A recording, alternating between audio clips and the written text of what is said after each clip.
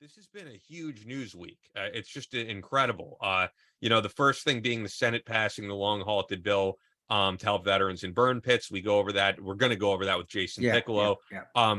Last night, the death of Jackie Walorski, the congresswoman from Indiana who passed away in a car crash.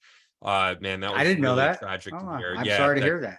Oh, yeah, that happened yesterday, and then I'm gonna assume that you've heard about, of course, the Al Qaeda leader Ayman al-Zawahiri yeah, killed in the U.S.-led drone strike, and that happened this past week. So yeah. that was definitely, I guess a positive, another major chess piece on the board of Al Qaeda. Taking out Bin Laden, now taking out al-Zawahiri.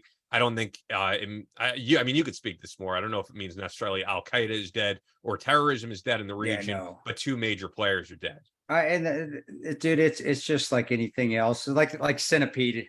Well, no, that's a bad example because if you shoot the head in centipede, you can actually kill the whole centipede. I'm talking You, about you the know old what? You video. know what? I'm gonna Yeah, tell you when I interviewed uh pilot Dan Hampton, the way he put it, he called it terrorist whack-a-mole. no, it is. It really is. That's a good analogy. There's somebody in the wings waiting to take over for him. And terrorism's not dead. We still have troops. I know, just talked to a buddy personally. It's an E6, the 10th Mountain Division. He just got back from Syria, and their mission is to fight ISIS right now. This was last week. ISIS is still alive and well, guys. We just don't see it on the news a whole bunch because, well, it sure as hell doesn't help this current administration with all the fiascos going on right now. Al Qaeda is still alive and well.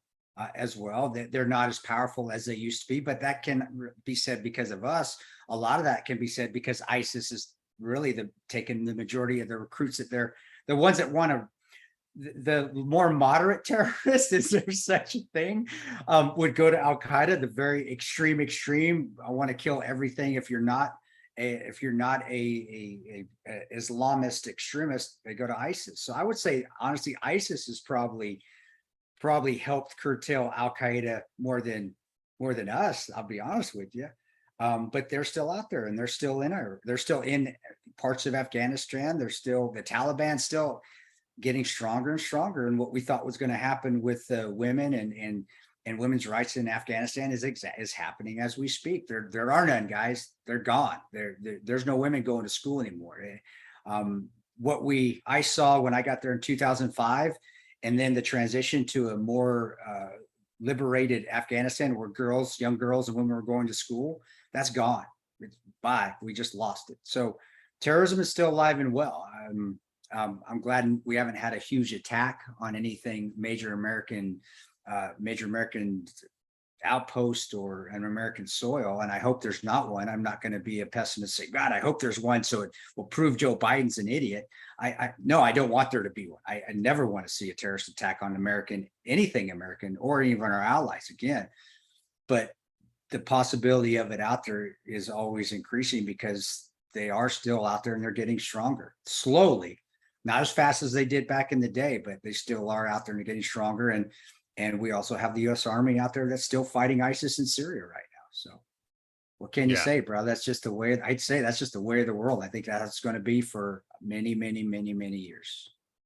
Yeah, the way I've heard it put is, and this was the same thing Dan Hampton actually said, was like, it's the reason he said terrorist whack-a-mole. He said, America's very good at killing bad guys, but we need to stomp out the ideology. We need to make the ideology not cool in these places. And I don't know if that's that's the problem. possible. I don't know how to do that. I don't know if that's even a possibility anymore. It's just like kids that join gangs. They're lost, or that's who they emulate, and that's why they stay in the gang. That's why they go to the Crips and the Bloods, and that's why they go to White Fence and Grape Street and Tonkin Crip gang. It's the same thing becoming a terrorist, to be honest with you. I'm not equating gangs to terrorism, but I'm just saying that is a place they can go. And I feel maybe love, it may be a weird love, but it's still love, and feel a focus, and they have drive, and there is a sense of power because now people are scared of you. Yeah. And that's huge. Having that sense of power you have over people is a huge, it's an aphrodisiac, man. It really is. And I think that's the biggest draw to it too. I'm not, as you know, I'm not a nation building kind of guy. No, I me do neither. believe in America having a humble foreign policy, but I would say that the argument the people on the nation building side would say, that's why you need to build schools over there. That's why you need to educate these people because they won't grow up to be terrorists. It's not going to work. Sorry, guys, we don't need a nation built. If we get attacked, we go in there, we kill whoever attacked us, and we leave, and we give them their country back and say, here it goes. I wish that would work. And being around children overseas, being around a lot of seeing children die overseas, seeing little girls go to school, it still resonates in my head. I still can see the little girl in Kabul going to school for the first time in her little schoolgirl outfit, and me just I get chills thinking about it because I was just like, oh my gosh, this is amazing that I get to be a part of it. It's gone away like that. It's in a flash. So I know that it has great intentions, but in most areas, especially where terrorism is rampant or Islamist extremism is rampant, like the Taliban, it's never going to work because that means we have to have a presence there 24/7, 365, and we can't do that. We don't have the numbers, and honestly, we don't need to be doing that anymore because that just causes more kids to die. More of our service members will die being overseas into a country that really, after a certain amount of time, is going to resent you for being there. So I'm with you, brother. I'm never a nation builder. I used to be when I first went to Iraq under Bush. I was like, yeah, this is. But after doing it for 10 years and seeing that it doesn't work, I know from experience. This isn't some PhD I got. No hit on our guest Jason Piccolo, who has a PhD, but from my experience, just being overseas in these countries and being one that was proponent for nation building, and then going to Libya after and seeing that doesn't work and taking out dictators actually makes things worse. And then going to Yemen as well after that. I'll tell you right now that nation building will never work and we'll never be able to change ideologies. That's their ideologies. Leave it be. Let them have it. And if they attack us, we know who that is. Go stomp the shit out of them, but then leave that country again and just say, don't attack us anymore. We won't have to do this ever again. I don't think there's 100% answer. Go ahead. I'm sorry. No, I was going to say it's interesting to see how perspective has changed, especially among conservatives on that, because I was a big Ron Paul supporter, and I was actually a Democrat before I was a Ron Paul supporter, and a lot of it had to do with, and I think probably people younger into politics, maybe people like Alexandra Lanes, like wouldn't know this because they weren't old enough, but the Republicans for a long time were the party of foreign interventionism post 9/11. And when Ron Paul was out there saying a lot of things that are popular now, saying we don't need the nation build, we don't need to be in every country, he was getting booed like profusely. That was not a popular opinion. And that has changed, especially among conservatives, a lot. I feel like Republicans now are not as much the party of nation building and the world police. No, we I feel are. like that shifted more to the Democrats. But anybody who's followed politics, I would say from about 2001 to probably maybe 2016, probably right before Trump, Republicans were very much the party of nation building. And they weren't prior. But post 9/11, I feel like it was almost, we need to be everywhere. And I think people have learned that that does not work. I think conservatives, to give them at least some kudos, they listened to the veterans that came back. All of our veteran guests that we've had on, I don't think we've had one that said nation building works. Maddie Waters definitely didn't think it did. They are out there though, to be fair. I mean, because we've mentioned before, Dan Crenshaw. Dan Crenshaw is a big nation building guy, and he's a veteran, and I mean, lost his eye in combat. I guess there's never 100%. Unless the ones that maybe it's who I surround myself with. Maybe it's my friends but I would say, I mean, John McCain, right? But that was a different war. But I'm just John throwing out McCain names here. Yeah, he was also in Libya when we were there, brokering weapons deals, and but that's allegedly. I used it, dude. Did you like that? I like. No, but you're right. I mean, the people that I remember, I was following politics at that time. It's when I was working with Andrew Wilkow, and that was the time that John McCain said these are the moderate rebels. That's what he called them, the moderate rebels that were arming. Who do I need to say allegedly? Are they? They are the people who became ISIS, right? Isn't that a fact at this point? No, that is. That's exactly. I mean, I was there. I was there on the ground. I saw John McCain come to our facility when I was in Tripoli, and me sitting out there in I remember being out in my Ranger Silkies. I had a t-shirt on. It's in the morning. I have a cup of coffee because I'm just chilling out there. And he gets out with Ambassador Stevens and Diplomat Hicks, the John Hicks, the assistant deputy to the Charge d'Affaires, I guess you could call him. When Ambassador Stevens wasn't there, but I remember him getting out, and I remember thinking to myself, "What the fuck is he doing here?" And then I started to put it all together. But yeah, no, I guess we could say that. I don't know. I'm just protected.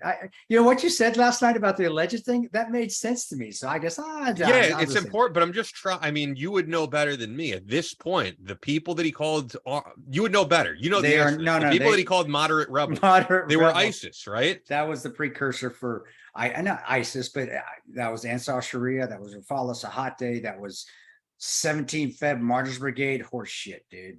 It was guys that later joined and became a big part of ISIS. This might be a good clip for YouTube, because I think a lot of people don't know this. I think there's a lot of people who and it's not to scrutinize these people, but you often hear people say, I didn't follow politics until, Donald Trump, for example. I liked Trump, and then I got involved. And I think there are people who don't really know the history of ISIS or know the history the way that you do. There are some that actually even trace it all the way back to al-Zarqawi from back in AQI. Say that was the beginning of ISIS. I don't necessarily agree with that, because Zarqawi took Al-Qaeda to the next level. I mean, he took him to the state. That was when the videos of head cutting off, and it was a Daniel Pearl. I mean, that's Zarqawi. Yeah. That's when terrorism took on that sensationalism levels. That's Zarqawi now. And some will say, and I think a lot of them do say it, and it's mainly the ones I know that say it are the ones that are mainly liberals, is because they don't want to admit that ISIS was most likely formed under Obama. That's when it took really good shape. They want to trace it all the way back, of course, to who? To Bush. Sure. Yeah. So, but no, so when they say ISIS, there are some out there that will tell you, they'll argue, no, ISIS was way before that. It started to form under Zarqawi. No, horse shit. That was AQI. That was Al-Qaeda. No, it didn't. As ISIS started to form under the Obama, and this is my view. This is my opinion. All right. Opinion. Opinion. My opinion. My opinions. I'm sorry, my redneck came out there a little bit. No, I saw it start to form under the Obama administration when I was the ending days of Afghanistan, and when I started to move to northern Iraq and started to do trips to Libya and then Yemen. And that was Ansar Sharia. That was those militias that we were supporting to overthrow dictators that you knew they were going to turn on us. I mean, it was obvious. And when he said, I remember that when he said moderate rebels, I was overseas when he said that. And I remember we were in a team room, and we just all busted up laughing. He's like, that moderate, he's moderately going to cut your head off when he captures you, right? He's moderately going to burn you and throw you in an orange jumpsuit and then burn you. It's just moderate gasoline. That was the joke when we were overseas when he said that stupid shit. So yeah, dude, it started then. But because Obama continues to get a pass, and he always will. I really believe he always will get a pass. And he was, to me, was the biggest warmongering president that at least I'd ever been around. And I served a lot of years overseas. It will never be able to really validate it under the mainstream, because Obama will always get a pass, man. And to me, being and serving the majority of my time overseas under that administration, we destabilized and destroyed more countries under him than anybody. And that's that's just math. You can see that. And then Libya was one of them. And ISIS was made and formed and really matured under Obama. It did. And it's still alive and well. It's still out there, even though we don't want to talk about it too much. And it's still in Syria, and the US Army and the military is still in Syria fighting ISIS to date, even though we don't hear much about that right now. Yeah. With McCain, it's a weird thing, because I feel like, for one, he's no longer here, but when he was, he's a guy that I would say I totally respect his service. Yeah. I completely respected what he did, but it doesn't mean he ended up being a good politician. And I think a lot of people feel the same disappointment for Dan Crenshaw. And it's actually why I don't think it's like, oh, this guy served, we got to put him in office. Yeah. I think you got to look at what people's positions are on every single thing. I think that's important. There are people